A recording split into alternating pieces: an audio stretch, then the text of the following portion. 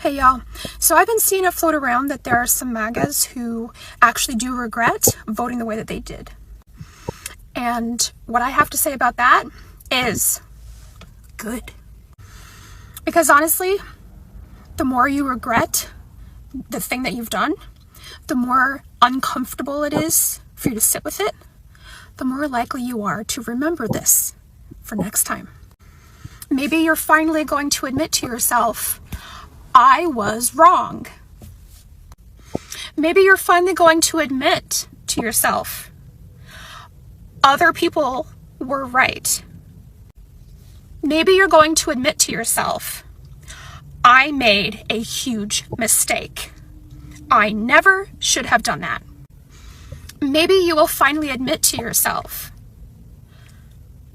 I got taken in. I fell for a con. Maybe also you will admit to yourself that you don't care about anyone or anything unless it directly involves you. Maybe you'll finally admit that all of the people who were fighting for the cushy life that you had been living are the exact people whose lives you voted against. Maybe you'll finally realize how complacent you'd become. And maybe you'll finally realize, yeah, you know what? I actually was/am racist. Maybe you'll finally admit that you had been living with bigotry and racism up until that point, and maybe even now still. And maybe you're going to finally realize that what we're all facing now, you included, is not how we want to live. So yes, good. Regret it. Be uncomfortable. Sit with that because nobody's going to have any sympathy for you. You're going to sit with that all alone and you're going to have to face some hard truths. And I really, really hope that this experience changes you for the better. Because honestly, if it doesn't, then you kind of truly are a lost cause. Meanwhile, everybody else, what do we get to say? I told you so. Guys, let me tell you, this second Trump term is going to be an absolute shit show. I know a lot of you are worried about what Donald Trump might do, and you should be. I mean, look, the guy is an extremist nut who has authoritarian dreams. But he's not going to be able to accomplish most of what he's going to try to do because his White House and this entire MAGA movement is going to be so dysfunctional. It's going to eat itself from within. Already it's starting. We have lunatics on the MAGA right attacking co-president Elon Musk. They have finally realized that Elon Musk doesn't give a damn about MAGA, doesn't give a damn about Trump. He's in it for himself. He bought Donald Trump to pad his own pockets. Okay, this is all about Elon Musk buying a presidency to enrich himself. We all knew that. And MAGA is just now starting to realize that. You know, they're all anti-immigrant. They want no immigration to this country, period. Elon Musk, he bought Donald Trump because he wants H-1B visas. He wants to import as much cheap, high-skilled labor as possible. He doesn't want to hire Americans because he has to pay them too much. So he wants to bring in high-skilled immigrants to work for him. MAGA is just realizing this, and they are losing their minds. You got Laura Loomer, you got Ann Coulter attacking Elon Musk, saying, you're fake MAGA, you just supported Donald Trump for your own benefit. And at what point are these people going to realize that Donald Trump allowed himself to be bought? That Donald Trump is in it for the same reason Elon Musk is in it? Donald Trump doesn't give a shit about these people. He doesn't care about MAGA. That was just a slogan to fool these people. He is in it for money, just like Elon Musk is. How long before they start realizing that about Trump and start turning on him? Because each day of his presidency that goes by, he is going to lose some of his power as they realize, look, Donald Trump isn't the future of our movement anymore. He's going to be out of office soon. He can't run again. And they're going to start being honest with themselves that they were played by Donald Trump, as they're beginning to be honest with themselves about the fact that they were played by Elon Musk. Guys, this is going to be a complete and total shit show. Yes, he's going to do some bad things, but this whole house of cards is going to come tumbling down. You just watch. Just yesterday, on a Saturday afternoon, Elon Musk tweets out that government employees will be receiving an email saying that they have to respond to this email by Monday evening with a detailed list of what they accomplished in the previous week.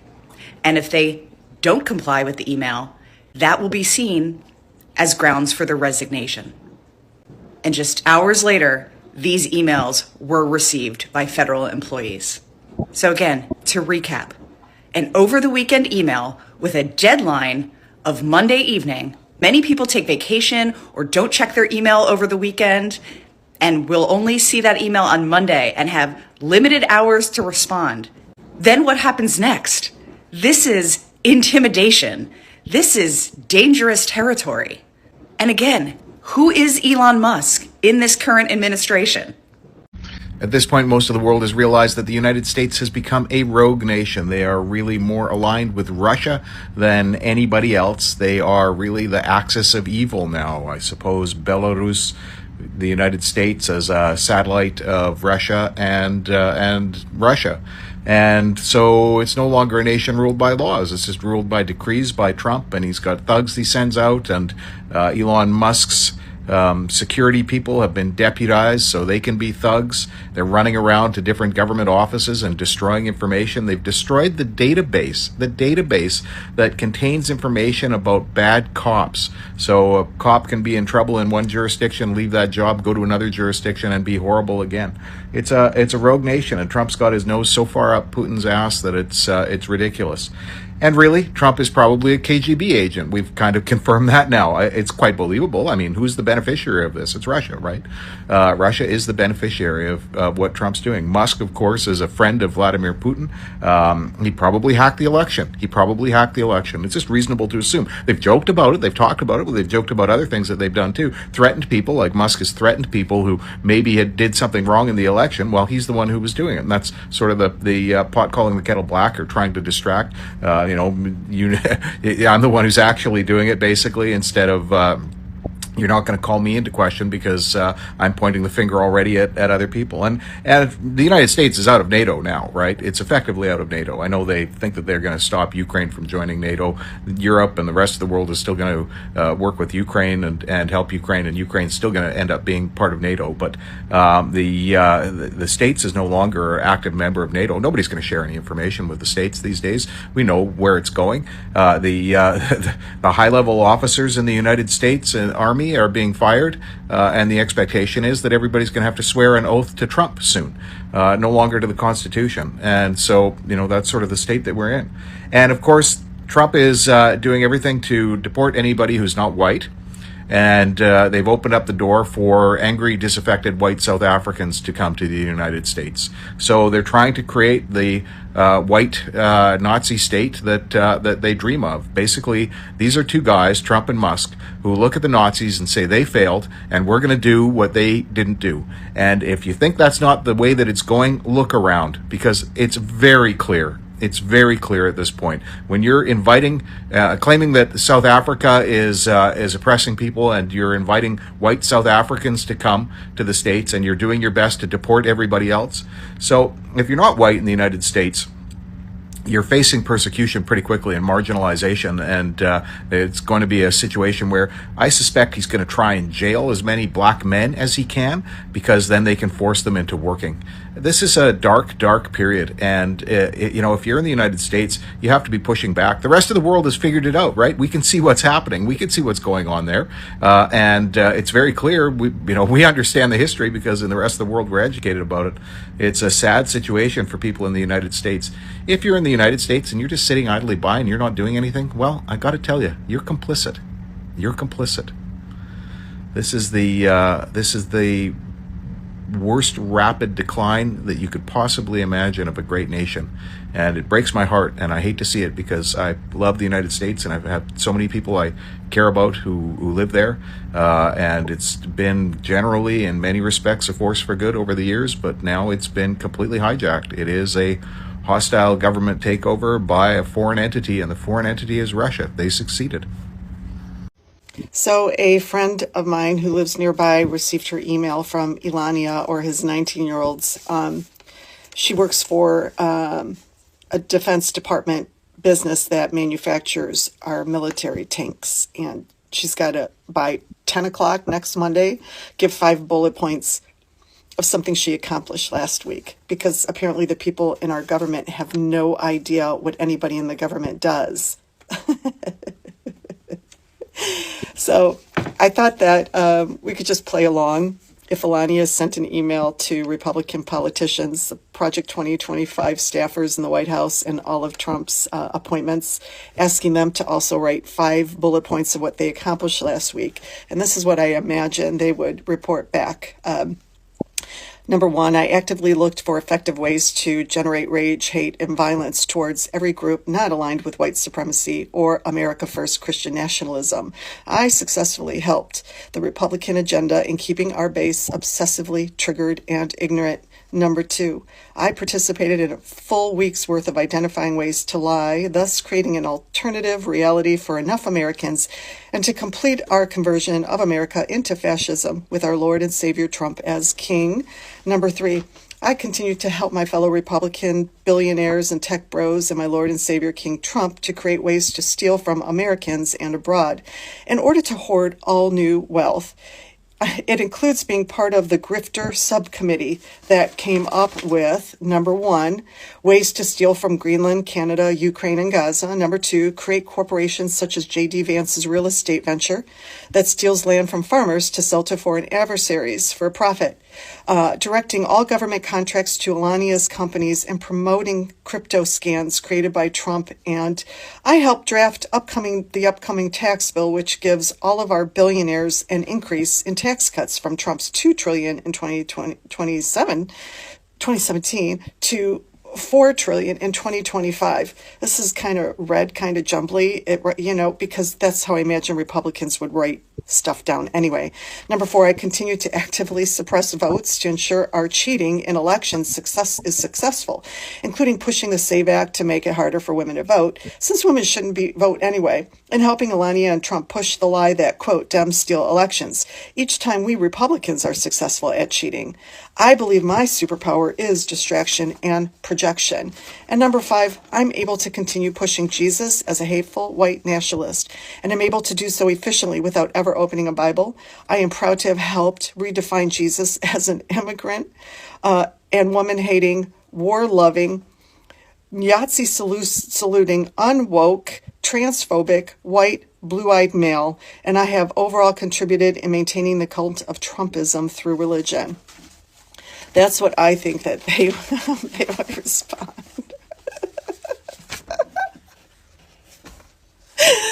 Oh, gosh. Guys, I'm going to need you to stop and listen to something. If you saw Janet Mills stand up to Madam President Trump, you kind of understand that she's not going to just roll over and take this. And she told him she was going to see him in court.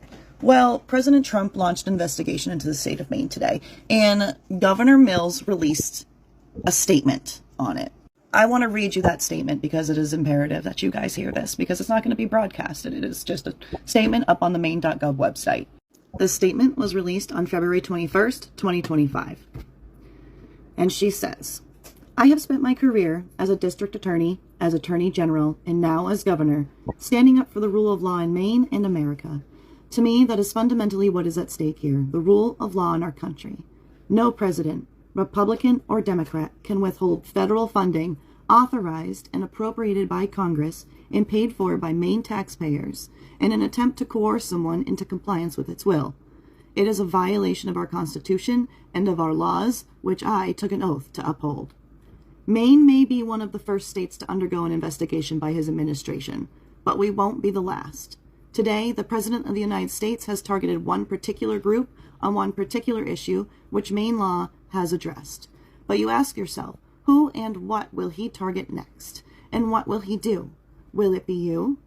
Will it be because of your race or your religion? Will it be because you look different or you think differently? Where does it end?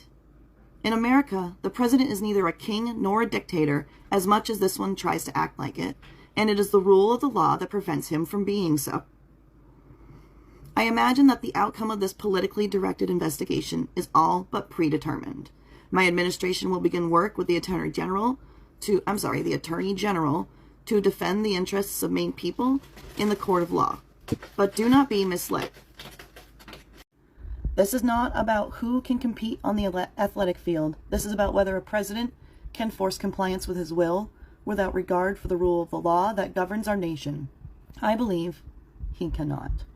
We have concluded week 5 of Fat Nixon Pervert Hoover's second term, and Donald Trump is still a convicted felon. Got to take the good where you can find it. All right, Daily Hawk. I'm Hawk. I'm your host. Let's do a news wrap-up.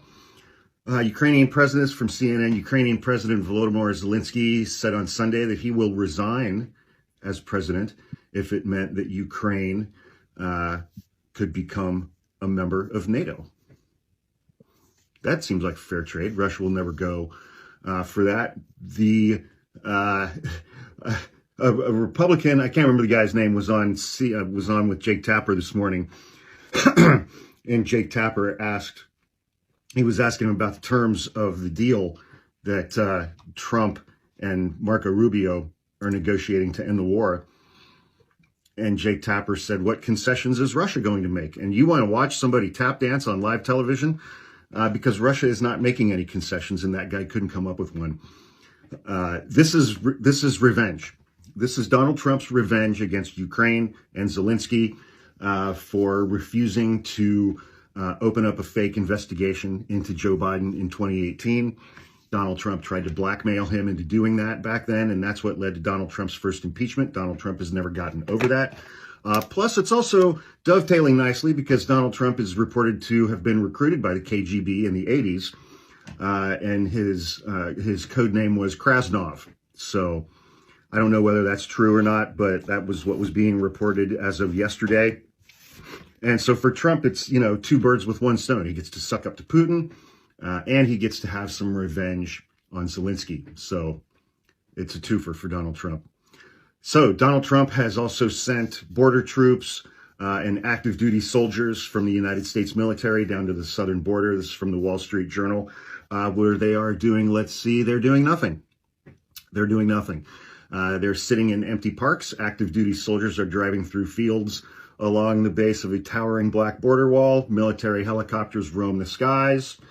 This is the scene lately along the U.S.-Mexico border where Donald Trump declared a national emergency. They sent thousands of Texas National Guard members and members of the military, and at least one South Texas National Guard soldier had said, what are we doing?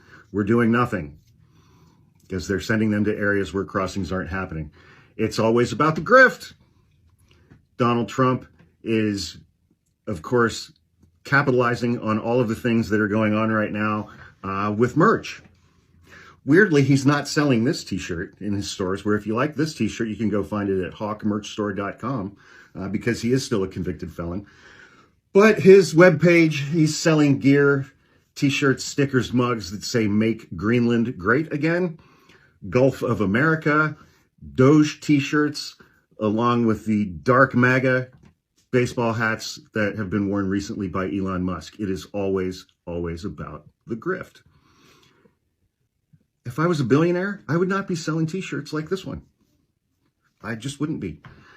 Okay, so yesterday, Elon Musk tweeted, consistent with President Trump's instructions, all federal employees will shortly receive an email requesting to understand what they got done last week. Failure to respond will be taken as a resignation. They got an email saying, give me 5 bullet points of what you actually got done last week. CC your manager. You have until midnight on Monday. If you don't respond, that will be considered a resignation. Although that last part I don't think was in the email. It was just in his tweet.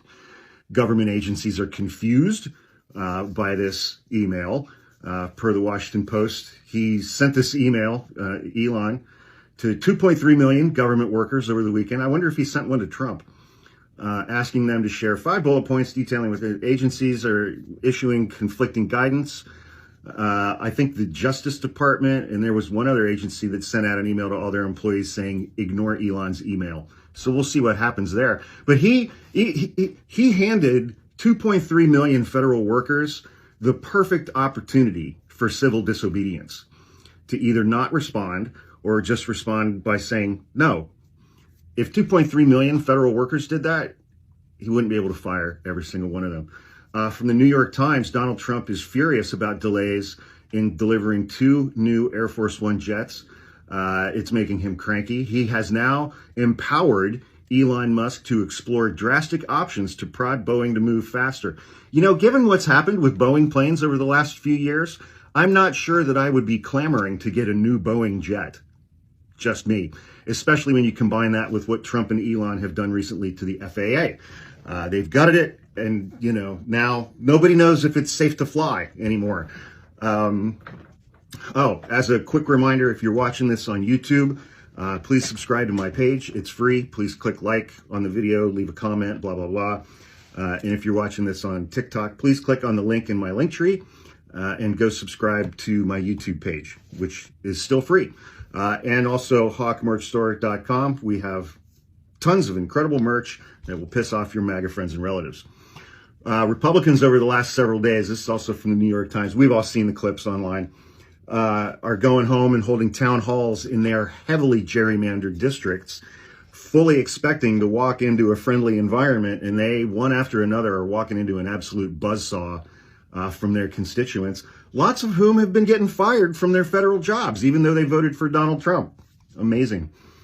Axios. I really shouldn't have put anything from Axios in here because they have completely capitulated to Trump and, in my view, are no longer a trustworthy news source. So I'm going to skip that story. Fuck Axios and Jim Vandehey, the worst kind of DC media bootlicker you can find. No more Axios.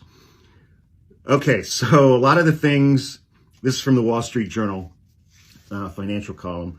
President Trump has America's wind energy industry at a standstill. Developers are delaying projects and writing down the value of investments. Plans are hanging in limbo, and it's because of all of this shit that he's doing with pausing federal permits, putting a halt on grants and loans. He's bringing renewable energy to a screeching halt. Great work, Don. Melania Trump has returned to Washington, D.C. We'll file that one under who gives a shit. Apparently, she just wants to come back and destroy more of the White House grounds as she did in the first term. Today is Sunday. Germans are heading to the polls for their elections today. Weird. They have their elections on Sundays when nobody is working. What a novel idea. The far-right AfD party, Alternative for Deutschland, is expected to come in a close second, although I've seen some polling that shows them in the lead. And the crazy thing about the AfD party, I have heard people describe them as a new Nazi party. I don't know enough about them to feel comfortable with that characterization. I do know that they are very much against the LGBTQ community. I know that they are very much against immigrants, especially brown ones.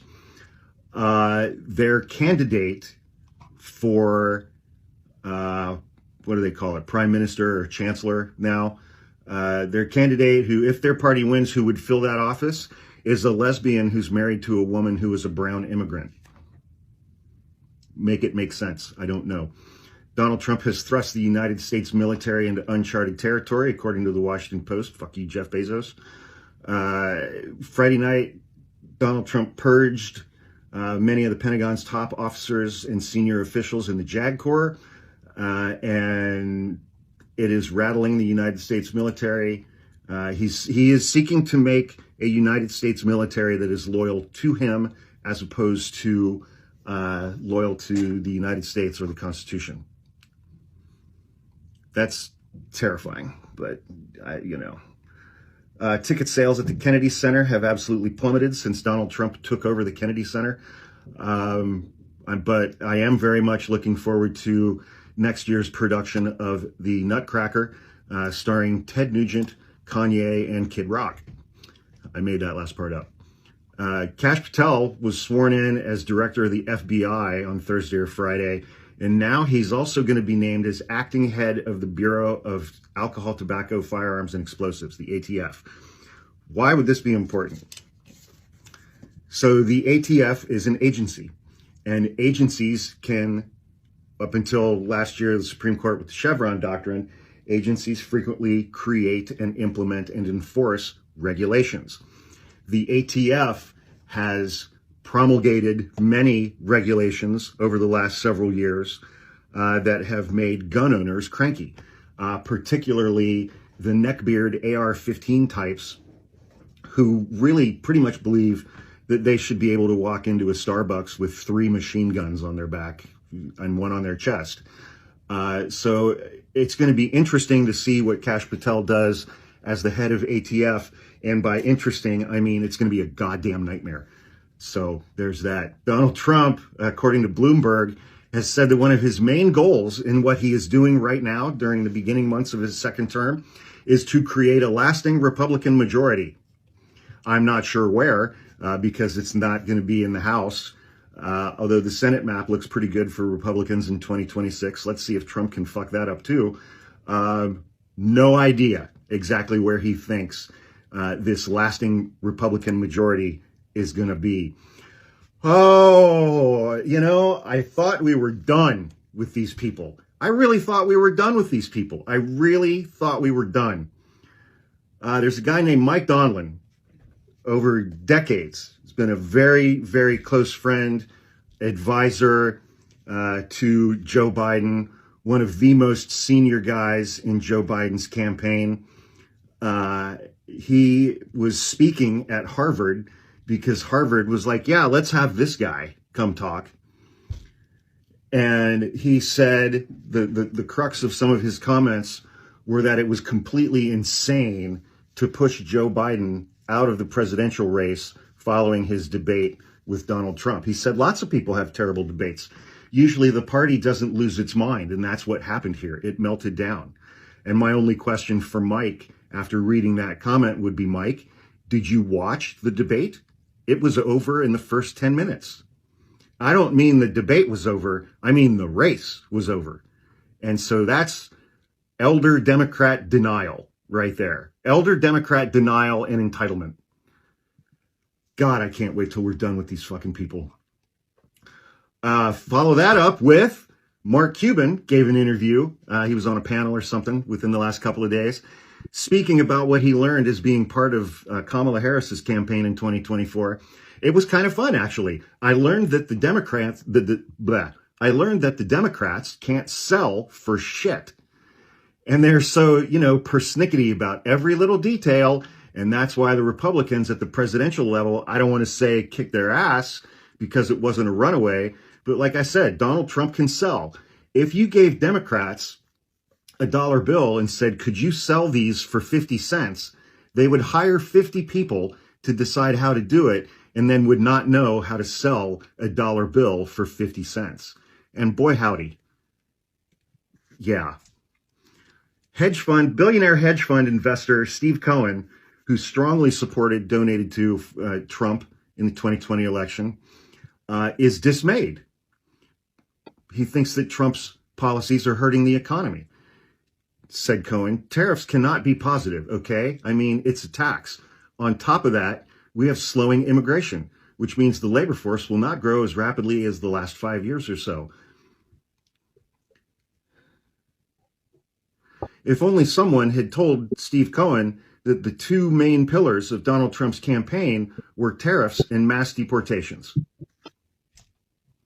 He's almost as dumb as Democrats.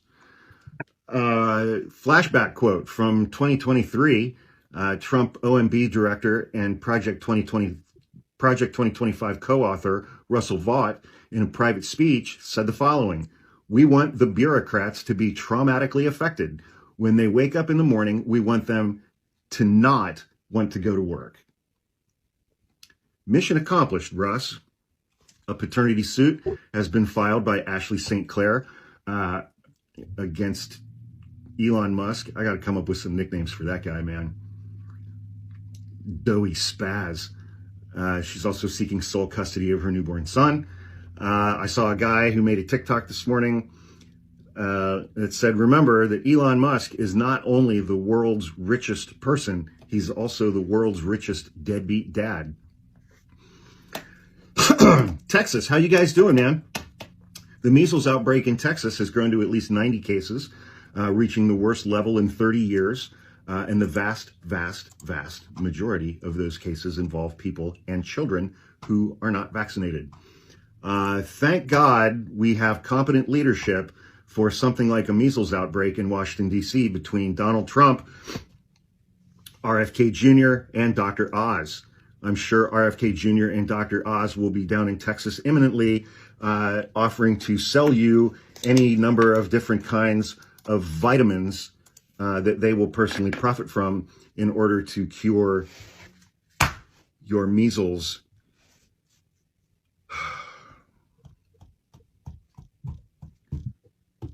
Anyway, it's about 10:40 in the morning on Sunday, West Coast time. Please go out and have an absolutely amazing day. Be safe. And if you get stuck in an elevator with a Trump supporter, make eye contact with them, fart loudly, and do not break eye contact. Have a great day.